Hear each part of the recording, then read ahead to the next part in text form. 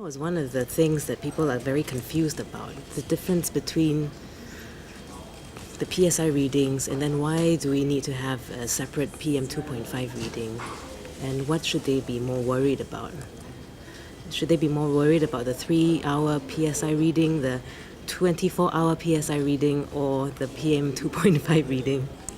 The pollutant standard index includes 5 criteria pollutants: ozone, PM10, NOx, sulfur dioxide, and I'm missing one. Carbon monoxide. Carbon monoxide.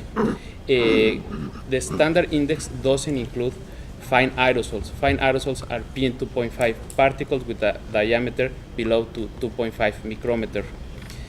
These criteria pollutants were selected by United States in the late 70s, early 80s. At that time, we didn't know about PM2.5.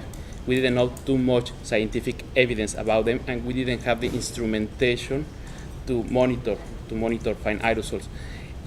Now, after 40 years, we have the instrumentation. We know that the really bad guys, the really bad pollutants are the fine aerosols, are the PM2.5. That's the reason why many environmental agencies around the world report both their indexes, their pollution indexes, and PM2.5.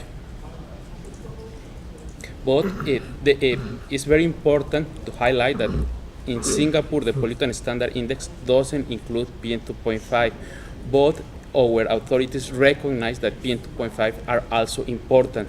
That's the reason why they are reporting both PM2.5, the standard index. Unfortunately, when you have smoke events like this, most of these particles are very small particles, and that's why the PM2.5 is a very important indicator of the concentration of these small particles. At the source of emission, for example, these particles can be very, very small, and people can be greatly affected by these kind of very tiny particles. When they get transported over the ocean to Singapore or to other regions in Southeast Asia, these particles tend to grow, to coagulate, to agglomerate, and to grow by absorbing water. So therefore, when they arrive here, they might be slightly bigger than the source of emission. It doesn't make them any less dangerous, but since they grow or they age a little bit when they come to Singapore or to the other regions in Asia, it makes them a little bit less of a danger that's at the source of emission. So I would say the people in Sumatra and those regions are really, really affected by this. And that's, I don't know, the respective governments what they are doing about it.